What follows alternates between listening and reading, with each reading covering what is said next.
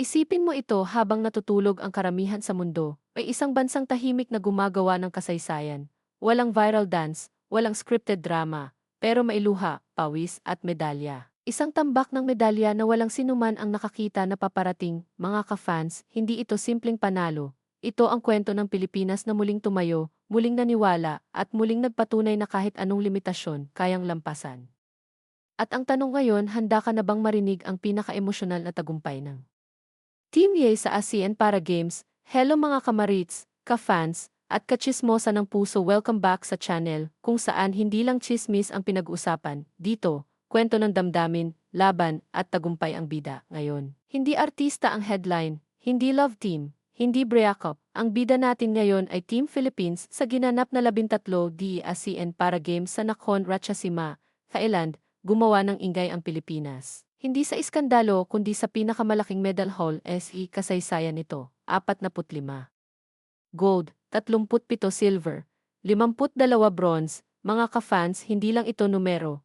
Ito ay bawat luha ng atleta, bawat sakripisyo ng pamilya, bawat paniniwala ng isang bansang minsang nakalimot pero ngayon ay muling humahanga. Sa social media, tahimik munang nagulat ang mga tao, tapos biglang sumabog, grabe, Pilipinas, nakakaiyak, ang gagaling nila, bakit ngayon ko lang sila mas nakilala? May mga goofy sa Japan na umiiyak habang nanonood ng highlight clips. May mga Pilipino sa Germany na nag-share ng medal tally na may caption na, ito ang totoong pride. At sa Pilipinas, may mga magulang na tahimik na napaluha, may mga batang may kapansanan na biglang nagkaroon ng bagong pangarap. Hindi ito hype, ito ay pag-asa, balikan natin. Noong ASEAN Para Games 2023 sa Cambodia, maganda na ang performance ng Pilipinas, 34 gold, 33 silver, 50 bronze, akala ng maramit okay na yan.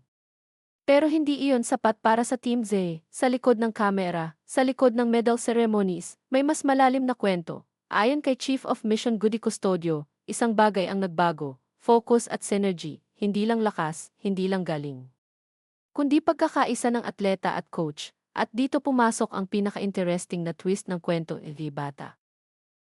Bagong mukha. Bagong pangarap. Maraming medalists ngayon ay young para athletes. Mga atleta na unang beses lang marinig ang pangalan, pero biglang nagdala ng ginto para sa bansa. Lalo na raw sa mga visually impaired athletes. Doon umusbong ang isang tahimik pero napakalakas na puwersa. Mga ka-fans, pakinggan nyo to athletics. 16 na gold medal sito ang haligi ng gold rush, takbuhan ng determinasyon, talo ng paniniwala, swimming. 13 gold medals bawat stroke, parang sinasabi, hindi mo kami kayang pigilan. Chess, 12 gold medals tahimik, strategic, pero nakamamatay ang galaw. Isipin nyo sa isang larong akala ng marami ay tahimik lang, dito pala manggagaling ang isa sa pinakamabigat na pangalan ng torneo. Mga ka-fans, dito na tayo sa pinaka-breaking na bahagi ng kwento. FIDE Master-elect Dari Custodioanim. Ulitin ni, 6 gintong medalya, isang atleta, 6 na tagumpay, sa bawat galaw ng piyesa, parang sinasabi niya, hindi mo kailangang makakita para makita ang tagumpay. At syempre ang reyna ng tubig, ang simbolo ng lakas at tibay, Angel Autumn 5 gold, isang silver, bawat medalya, may kasamang kwento ng laban, laban sa limitasyon, laban sa pagod, laban sa pagdududa ng mundo. Mga ka-fans, hindi sila superhero, pero sa mata ng maraming Pilipino, sila ang bagong mukha ng inspirasyon. Thailand ang overall champion, Indonesia ang second, Malaysia ang third. Pero alam niyo ba kung ano ang mas mahalaga? Yan guys, pinakamalaking medal haul ng Pilipinas kasaysayan ng ASEAN Para Games, mula pa noong 2001 sa Malaysia, ngayon lang ito nangyari.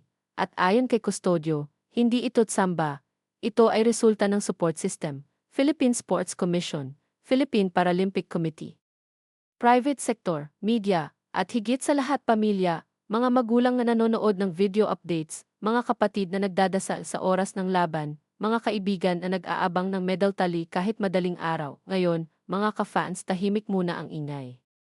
Pero sa puso ng maraming Pilipino, may bagong respeto, may bagong paghanga, may bagong tanong ano pa ang kaya nilang abutin? Sa susunod na ASEAN Para Games sa Kuala Lumpur, mas mataas na ang expectations, mas mabigat ang pressure. Pero kung pagbabasehan natin ang kwentong ito, Isang bagay ang malinaw kapag binigyan ng suporta ang mga atletang ito. Kaya nilang baguhin ang kasaysayan, mga ka-fans, hindi ito ang katapusan ng kwento. Ito pa lang ang simula, at habang patuloy tayong nanonood, magbahagi at maniwala, baka sa susunod, mas marami pang luha pero luha ng tagumpay. Kung gusto niyo pa ng ganitong kwento, kwentong hindi scripted, kwentong totoo, kwentong Pilipino, stay tuned. Dahil ang totoong laban hindi pa tapos.